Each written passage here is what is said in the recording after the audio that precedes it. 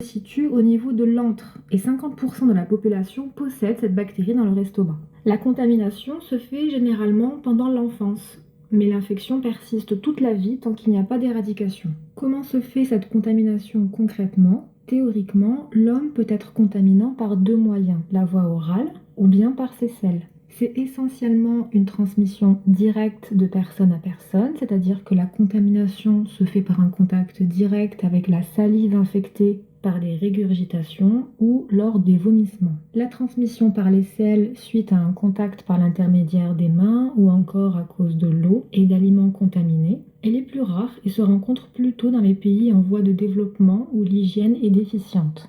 Le mode de transmission implique la proximité, c'est pourquoi elle se transmet le plus souvent au sein d'une même famille. Parmi les facteurs favorisant cette transmission, on retrouve la vie en collectivité, le partage des couverts ou encore l'habitude de mastiquer au préalable les aliments donnés aux nourrissons. Il y a également les facteurs liés aux mauvaises conditions socio-économiques et à l'hygiène, comme par exemple l'absence de l'eau courante, la mauvaise hygiène des mains après avoir été aux toilettes, etc.